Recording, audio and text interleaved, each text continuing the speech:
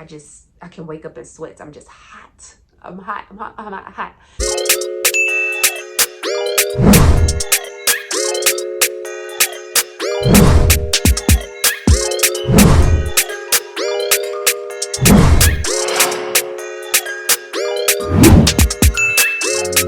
Hey y'all, it's me. I'm back, Coach Mani, and I'm here with a video today talking all about breastfeeding, nursing, and my experience as a first-time mom going into this new uncharted territory. Things I wish I knew, what my expectations were versus the reality, do's and don'ts, recommendations, all of those things. So if you're an expecting mom, you're pregnant and you're hoping or planning to breastfeed, or maybe you're not quite expecting just yet, but you are planning on starting a family soon in the next year or so, I would love to kind of like unpack what the nursing journey looks like, because I feel like I wish there was kind of like a little bit more I would have known going into it. I was blindsided by a lot. Not that it would have changed my mind in terms of having a kid whatsoever, but it just would have made things a little bit more fluid and seamless. You know what I mean? So without further ado, if you're interested to learn more about my specific journey and experience, what to expect, what things you can avoid as a first-time mom, and things along those lines, then come on and get comfortable and let's get into it. Okay, so starting with, well, let's just start at the top. Breastfeeding, right? As you guys know, right, some of you guys are expecting moms, some of you guys are moms currently, some of you guys may not even want to have kids and you're just here to, I don't know, get the tea. But nonetheless, breastfeeding is essentially the method of feeding your newborn infant, right, the natural milks that your body is producing, right?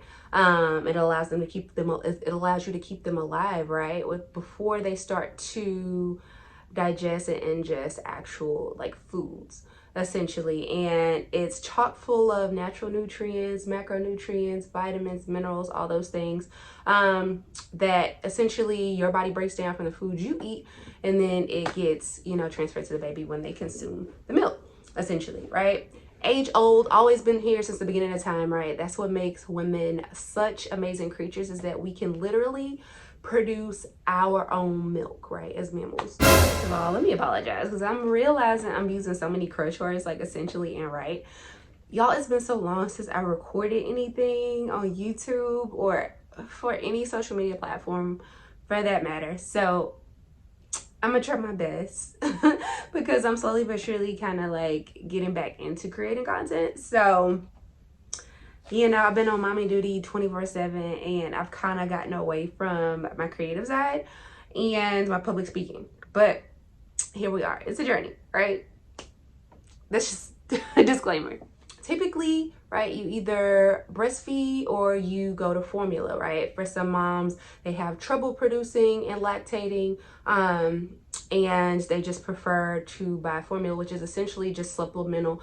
It's kind of like a supplement, essentially, right? Any of you ever taken like protein powder or something along those lines, right? It's chock full of macronutrients, but essentially it's a powder you just pour into some water or some milk, shake it up, drink it, and it helps you get your nutrients in from a liquid form, from a powder or liquid form. Formula is kind of parallel to that, just for infants, right? So they're essentially taking that protein powder or that supplement because for whatever reason, mom just doesn't have time, because maybe she's working long hours and she doesn't have enough time in her schedule to keep a pump and a supply going, or maybe she just had problems lactating because of her diet, because of condition, or, you know, she just wasn't able to stick it through consistently, right? Because it's a journey when it comes to breastfeeding. It's not something you can just play with one day and then you're like, you know, today I'm gonna just do formula. Like, if you don't stay consistent around the clock every couple of hours, either pumping or having your baby suckle, then you are telling your body physiologically, hey, I'm not depending on you for milk, so just don't even worry about producing it, right? And your hormones are going to transmit that message to your body, and essentially your supply is going to dry up, and then it's going to open a whole can of worms, right? So then you may not even have the choice to breastfeed moving forward. Right now, I've been breastfeeding for what will be a year in about 2 more weeks. My baby turns 1. And I cannot believe I've lasted a year. It's typically recommended by physicians to breastfeed anywhere from about 6 months to a year at the bare minimum. As your baby just develops, it has those crucial developmental milestones, right? Your brain development, motor skills, you know, obviously organs and body is developing and growing. So essentially those nutrients that it's getting from the natural breast milk will help expedite that and put them in a better place developmentally. Yeah, if you don't stay consistent, you will run into issues. So I am eternally blessed and grateful that not only was I able to breastfeed starting out, but I was able to hold on and breastfeed this long.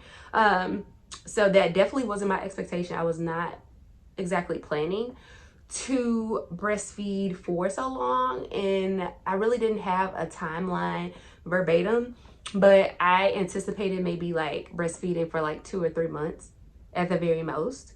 And then transitioning him to formula, which would allow me to kind of have my body back so I can start to work out. My hormones can regulate, right? So I wouldn't be having hot flashes and things like that, which I'll kind of talk about in a little bit. He'll be more independent because he'll be on a bottle fully. He won't have to be running up to me trying to get, you know, grab my boob. He would be able, meaning he would have more success if I was to put him in daycare or have him, you know, babysat by somebody, and things of that nature. But my partner, he preferred that we didn't give Kai formula. He kind of insisted that I keep going with the breastfeeding, and it was obviously convenient in a lot of ways, just being able to pick him up, boom, pop him on the nipple and go about my business versus, you know, preparing a smoothie or preparing, you know, formula, getting out some water, pouring it, mixing it, heating up, whatever the case may be. So it is some conveniences to breastfeeding, but I definitely wasn't planning on it this long. But since that's what he expressed he wanted, I just continued to do it. Obviously, the baby got more acclimated and familiar and comfortable with it. So the longer they go tends to be harder to wean them off. And I'm in the process currently of weaning. Luckily, he's eating, you know, a substantial amount of table foods now, so that's helping. But he still loves to nurse. So that's one of the challenges that, you know, as a breastfeeding mom, the longer you do it, tends to be the harder to wean. Not always the case, but, you know, it just makes sense, right? But nonetheless, so I wanted to kind of jump into kind of like a little bit more of my expectations. So, all right, so for starters, like I thought breastfeeding was going to be a little bit simpler, like smoother process. And what I mean by that is essentially, I don't know. I just thought, okay, we're natural. This is something your body just does. Boom, it's going to be easy. The thing about it though, when you go into your delivery, you have your baby, right? You're at the hospital.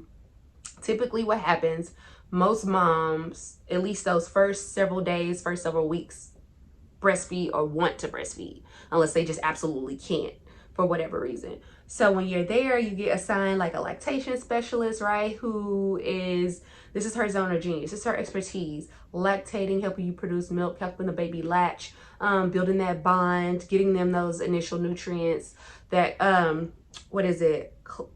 colostrum, which is what you produce early on, which is very, very important and vital for the baby those first couple days, essentially first couple weeks, until you start producing like actual more like breast milk, right, per se.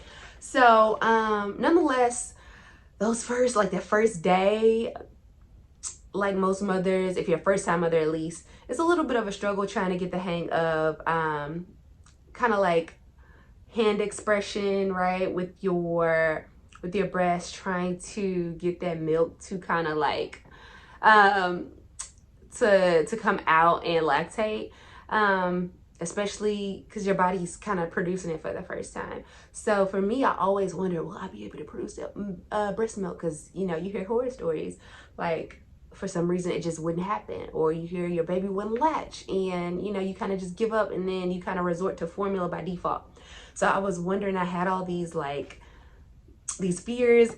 Nonetheless, like I mentioned, I thought it would be more of a breeze, but it is a challenge. So my first couple, days in the hospital, I was learning how to express my milk, right? I was learning how to latch the baby. He was learning how to latch on. It was a lot of trial and error. I was pumping as well with the Medela machine that they had there. So it was an uphill battle, but eventually I got it. Once I got home after, because I think I spent about 2 days in the hospital. Once I got home, I had my breast pump that I ordered through insurance, right? Because as you guys know, with insurance, typically in Medicaid, you can get a free breast pump. So if you don't know that, now you do. Check with your Medicaid or your insurance, because yes, it's out there. And there's actually a website, I'll link it below. I think it's called AeroFlow or something like that. You can actually put in your insurance and they'll tell you what you qualify for in terms of breast pumps, electric, all that. Nonetheless, I battled a little bit with him latching, but not a whole lot, luckily. But my production was kind of fluctuating. So I had to do a lot of research, getting on the internet, figuring out what was going wrong. I called and talked to a couple lactation consultants. And luckily, my partner, through his corporate job, one of his benefits is he got like 4 months of paternity leave, which was amazing. So I had him here like for 3.5, 4 months to help out. And obviously, right, he has 2 children previously, so he has a little bit more experience with this. So he was able to help out a lot and give advice. Nonetheless, that helped. And then he also got resources from work that would help with new parents and like lactation consultants and resources and stuff like that. So I've used those, and it kind of helped me figure out how to get into a routine. I knew I needed to be pumping, or the baby needed to be eating every 2 hours, like consistently. Building up a supply and a reserve. It was a journey, nonetheless. I did expect for me to see some differences in my chest area, right? As most breastfeeding moms know, right? From the baby latching and hanging on and you pumping and all this manipulation with your chest, you tend to see a difference in your chest prior to your baby versus, post baby. And like the postpartum, you can kind of start seeing the difference after a while. So I already was expecting that, right? That wasn't really a hang up for me. I already was expecting it. I promise I was already planning on getting a boob job before I got pregnant. So I was like, cool, you know what? I'm gonna just push it off. You're gonna see if we're gonna have another. We were going back and forth. Okay, are we having one? Are we having two? When should I have the breast job? I think I'm gonna just wait till later on down the line. So I already knew it was going to be like, my body was going to shift, right? Because now I'm producing a human. My body is producing its own milk. So totally cool. My body's gonna look. I also knew like that I wanted to breastfeed. I wasn't sure for how long. Like I said earlier in the video, I wasn't expecting it to be as long as 12 months. And who knows, it could be a little bit longer than that because I'm still in the process of weaning him. But definitely wasn't expecting to go this strong. I was probably thinking about maybe 2-3 months, which I think is probably like, I think 2 to 6 months is probably average. Because, most moms end up going back to work around that 6-week mark.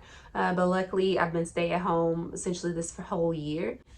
And it's just allowed me to be able to not have to worry about like pumping or building them as much of a reserve or, my milk supply dropping and things like that. So I'm eternally grateful for it. So outside of that, those are pretty much my expectations. In addition to that, I had to eventually invest in bras, right? For a multitude of reasons. So for me, I really didn't buy maternity clothes while pregnant. And I think I said this before, because my body, I gained weight, right? And I lost muscle, but it didn't shift enough for me to have to like go out and get a whole new wardrobe, which I was happy about. So I didn't really invest in new bras, even though my boobs were starting to get bigger because now I was producing milk. So I thought it was going to be good. But once I started breastfeeding and my boobs started changing, in a more drastic way, I had to, one, invest in nursing bras, right? So nursing bras are different from your traditional bra. It just allows you easy access for the baby to latch, right? And you can just kind of like unhook it, boom, your breast is exposed and you can put the baby on it, right? And it makes the process so much more easier versus having a traditional bra where you got to take the bra off. It's you know, maybe like spin it around, or it's uncomfortable. It's really comfortable. It's not padded. There's no lining in it, and it just, yeah, it does what it needs to do. So I had to invest in those. I got a ton of them off Amazon.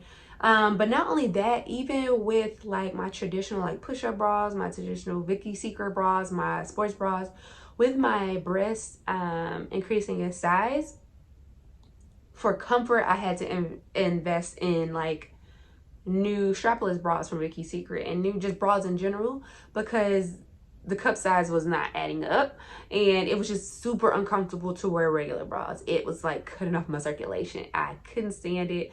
I was trying to hang for a while because I didn't want to make, you know, the hassle of getting a new bra, and then I was like, okay, maybe my breast is gonna go back to normal and I won't need it. So it's a lot of money I'm spending on these, you know, because I like quality bras. So I was trying to avoid it, but I eventually bit the bullet and just went and got some brand new bras.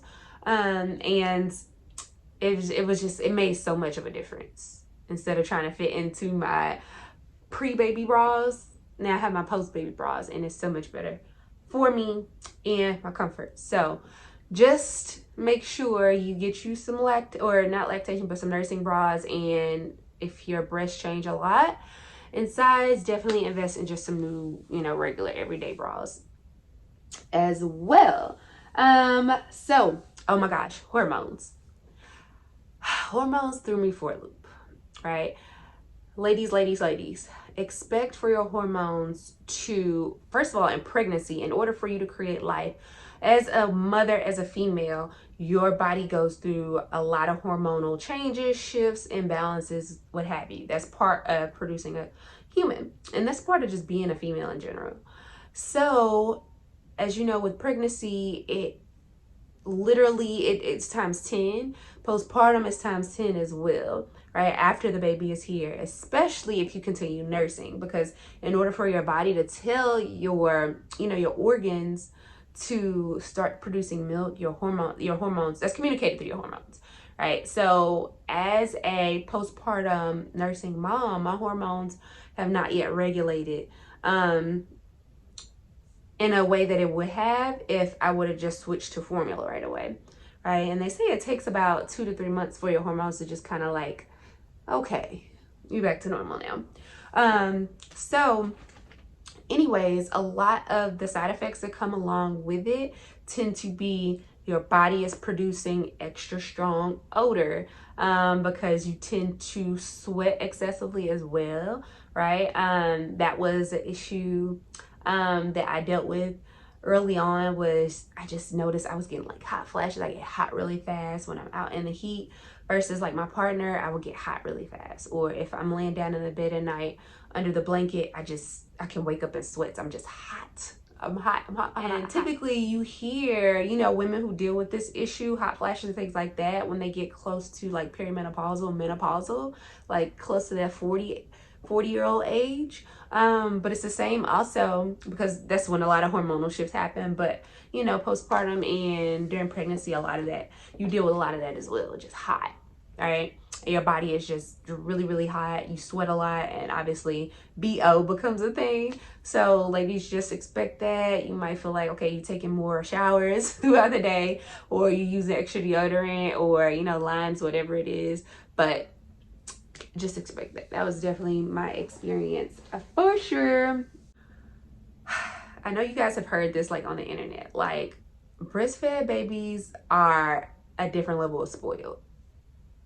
And there is some truth to that, because for my baby especially, like I pumped for a good amount of my postpartum journey, especially that 4th trimester, but I kind of got away from pumping because I had talked to one of my good friends, and she was telling me how, like, hey girl, you know what, during, you know, after I had my son, I really didn't pump a lot, I just, you know, really essentially just put baby to boob, which saved me a lot of time and energy. And I only pumped and built up a little supply for when I, you know, would need to go do something. He would be babysat by somebody or things of that nature.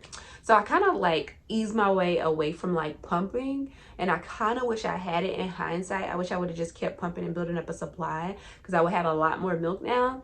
But I kind of went the other route, and now my baby is mostly fed like just straight from the boob, like not a bottle, not, you know, I don't go get my milk from the freezer, thaw it out. I have a little bit of a stash, but for the most part, I literally just put him to my boob, which not only is he a breastfed baby, but now he's a boob breastfed baby, which makes him even more clingy. So ladies, just keep that in mind when you're evaluating things. Like, breastfed babies do tend to be, some people say they're more spoiled because they don't have quite as much independence as like maybe a formula baby who's been on a bottle a little bit longer, but they are slightly more clingy, right? So they always want to be up under mommy. They always want to soothe themselves with the boob. So expect for your baby to be possibly a little extra attached if you plan to breastfeed, especially if you're not pumping and building up a supply and you're just doing baby to boob, which I think is a little not as common, but that is a possibility for sure. Okay, so for the last little bit of like my experience of nursing and breastfeeding over this past year, one of the things that I was really excited for was being able to get back into a workout routine post baby and finally tighten my body back up, because my body shifted a lot, right? A lot of you guys are here on my channel because you follow me or began following me for fitness content at one point in time, right? Because that's what all I was about, like health, fitness, building your body, all of that good stuff. So my body was really tight. I had, you know, tight core, abs, big butt, firm legs, and yeah, I was real chiseled. So now, as I am a year postpartum, my body, so I was expecting for my body to, I guess, no, I was looking forward to my body tightening back up, me getting back into a solid routine, lifting weights, eating in a deficit, what have you. But since unexpectedly I continued breastfeeding for so long, that posed an issue in terms of me getting my body tight.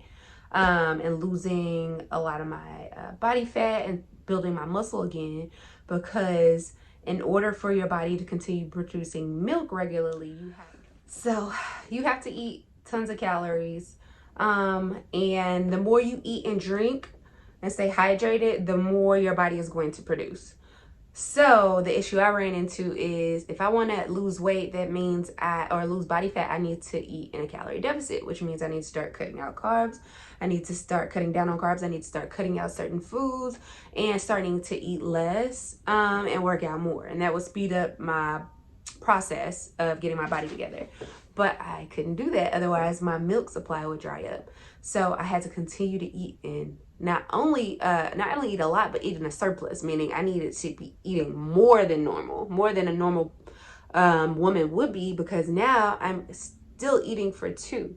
So what turned into, okay, I gained some body weight, body fat, and then I lost some muscle. My body's not as tight. I'm gonna get my body together in a couple of months after having a baby, turned into, here I am 12 months later, and my body's still not completely or I haven't even really gotten into a routine in terms of getting my body back, because it's almost kind of like, yes, I'm active, I walk, I exercise, but I know my body is not going to make leaps and bounds in terms of getting close to where I want it to be aesthetically. So I'm just taking my time and, you know, just navigating the waters as I go. So as soon as I get to a place where I know, okay, I'm done breastfeeding, I'm not going into pregnancy anytime soon, I can really focus on getting my body back, then it's up from there. So y'all, let's talk about some of the pros and cons to breastfeeding in my experience, because remember, this video is really solely based off the focal point of my experience, because every woman's experience and journey looks a little different, and it's unique to her. So I can only speak from my personal experience, and these are the pros and cons that I came up with. So pros to breastfeeding. Obviously, most women who are pregnant or expecting desire to breastfeed, right? To some capacity. Some people may want to do it for as long as possible. Some people may only want to do it for a couple months, only a couple days. But most women, I can probably say with full confidence, want to breastfeed because they know of the natural benefits that come along with natural breast milk, right? So it's a healthy option, right? And a fed baby is a healthy baby and a happy baby, right? But there is something to just your body naturally concocting, you know, this recipe of what do they call it, liquid gold. So it's just a healthy option. Your baby gets natural nutrients, it gets vitamins and minerals, it gets to bond with you. Your body produces oxytocin, which is not only good for you but the baby as well. And just like I said, just bring you guys together. Sharing that experience in itself with breastfeeding is such a unique and heartfelt experience, and I'm so glad and so blessed that I got to just go through it with my baby and build that bond. So yes, it's just healthy. It also can save you money, obviously, right? You don't have to spend money on formula for the time being, which can save you some coins. Obviously, if you have WIC and, you know, other resources like that, they can help and assist you with expenses going towards formula. But obviously with producing breast milk, your body just produces it. So all you got to do is just eat and make sure you stay hydrated. And your baby is fed. Like I mentioned earlier, convenience of breastfeeding, it comes in handy. Not having to, you know, bring, you know, that milk along, that formula, stash tons of bottles. If you're literally just breastfeeding from your boob, even when you're out, like, you really don't have to carry a whole lot. Long as it's you got your baby is always going to have, you know, nutrition, long as you're there and you're producing. So to the cons, obviously I touched on this, hormonal. You're just completely, like, your hormones are just all over the place breastfeeding. So like I said, you have those heat flashes, you have BO, your cycle could be all over the place. Quite honestly, your fertility is a lot higher when you're breastfeeding because of your hormones. So mama, if you just had a baby, you're breastfeeding and you're not wanting to get pregnant again for a while, then you should probably get on some form of birth control. You should practice safe sex, abstinence, condoms, because the likelihood of you getting pregnant goes up dramatically when you start to breastfeed and you're sexually active. So keep that in mind. That kind of goes with the hormonal part. But yeah, you're going to be hormonal. You are. So I also mentioned this before, your baby will probably be a little bit more clingy and attached to you. For some people, this is not a big deal, but for others, this might pose an issue, especially if you have to be away from your baby for a certain period of time because you travel or you have work, or maybe you're a single mom and you don't have the support. So, you know, like I said, you have to go to work, you have to run errands, whatever. Your baby could be a little bit more fussy when you're away, or it could pose a little bit of friction in terms of your baby being babysat or watched by family, friends, daycare. So just expect that it's going to be a process to kind of get your baby to detach a little bit. You could be going going down that road. And then, like I said, large appetite. Obviously, you have to eat in a surplus. So if you're breastfeeding, don't expect your body to be as tight as maybe it was pre-baby, or like where you might want to see it at one point after you stop breastfeeding. It's going to take a little bit because, I mean, even if you're eating a really good diet, like I said, you have to eat a lot. So yeah, take that with a grain of salt. So some of my personal recommendations and do's and don'ts. So one of the do's is definitely get a lactation consultant. Typically, you can get there's a lot of free options depending on your insurance. Like I said, Medicaid, even look into where you work, right? And a lot of corporate jobs and things like that. You'll have like resource groups or free resources that they provide or pay for that you can leverage and take advantage of. Things like, let's see, WIC, obviously, you have a nutritionist and usually they'll help you with lactation. You can hire a lactation consultant. Just get on Google, type in lactation counseling consulting, and you'll probably come up with hundreds of options. There's also big organizations that's pretty popular, or maternal groups that'll help. You can even find probably free Facebook groups and things like that where you have other mothers, current mothers who had multiple children. They can give you advice, right? Tap into your village. The Leche group is Leche organization, something along those lines. Is a really, really popular group, and I know I'm probably butchering the name, but I'll drop it in the link in the description when I get it. But that's a really good resource as well if you're having trouble with, you know, coming up with a pumping schedule, you're having trouble producing, the baby's having trouble like latching, you're getting overwhelmed, you're thinking about quitting, you might need a little bit of counsel. Definitely tap into it, because my advice is to stay consistent. So many women quit prematurely in terms of finding a groove and consistency and a routine with their breastfeeding, that they just throw in the towel because it's either too overwhelming, because obviously you're a new mother, you have a baby, they need to eat, the baby is fussy. It's like almost like, you know what, let me just go get some formula and call it the day. But it's going to take a little bit of trial and error. It's going to take some persistence and some diligence. So it may not be easy. It may not be a walk in the park, but mom, keep pressing. Make sure you leverage those resources, tap into them, and just stay strong. I would also say pump milk, build up a reserve from as early as possible. Day one, if you can. Start to build up that milk supply, store it in your freezer, get you an extra freezer or refrigerator, get you a deep freezer, and just store it. You know, worst case scenario, if you don't use it all, you can donate it. It's such thing as milk banks for moms who can't produce and they really want their babies to have natural milk. You can donate your milk for free. You can actually even sell it. They have a market for breast milk. If, you know, moms, like I said, they can't produce and they want to get it, so store it. Maybe there's an instance where in the near future you might have to go out of town, or you want to go on a girls trip, and maybe you leave the baby with dad, or you leave the baby with your mom, your sister, or what have you. If you have that breast milk supply already built up, and I wish I would have did this before, because I had a work trip where I spent the weekend in Phoenix, 3 days away from my baby for the first time ever. He was about, maybe like right at 6 months. And I had to, like, the whole month prior, I was just focusing on pumping, and building up a supply. And it was becoming very, very like stressful because I hadn't been pumping prior to. So it was like I didn't have anything saved. So the whole month I was like pumping around the clock, trying to produce milk and trying to save enough. And then come to find out, I barely had enough. I probably had just enough, and that's only because daddy kind of rationed it out. But I had maybe just enough before going on the trip, and then that caused a lot of anxiety. It caused a lot of like, oh my gosh, is he okay?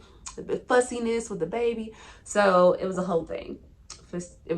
So make sure you're building up a supply as you go. This is also going to help keep your supply up, because you're pumping so much, you're in a routine, and the baby will have plenty of milk. Like if you have to go to work, if you have to go on a trip, if you have to be away from baby for a girls' night out, right? Or you're going on a cruise, or, you know, like I said, another mother needs it and you want to donate, you'll have it there. Stay consistent. Stay consistent. Like I said before, it's going to be a journey, right? So don't focus on the destination, focus on the journey, the day to day. Just stay consistent. You'll have times where it's hard, you'll have times where it's not so hard. You'll have times you don't want to pump and get up in the middle of the night, but you just have to stay consistent. And once you get into a routine, it does get a little bit easier and you get better, but don't let it defeat you. Don't let it defeat you, mom. It's going to be a transition, especially if you're a first time mom and don't know what to expect. but it's going to be so worth it when your baby is healthy, happy, thriving, developing, hitting these milestones, and you get to witness it all because you stay strong and you continue to fight the fight. Do extend your body grace. Like I said before, like it won't be a snapback situation, especially when you're breastfeeding. So if you still have that pudginess, you got that fupa, you got the abdominal separation, the diastasis recti, that's normal. Embrace it. Your body, you just produced a human being that will be an adult, fully functioning adult in society one day. Came from you. Like, be graceful to yourself, right? You may look at those old pictures, and trust me, I see them all the time. They come up on Snapchat. You know, you log into Snapchat, Facebook every day. You have your anniversary for your pictures, and you're like, wow, I used to be, I was lit. You will get back to that. Or even if you don't get exactly back to that, you will see improvements.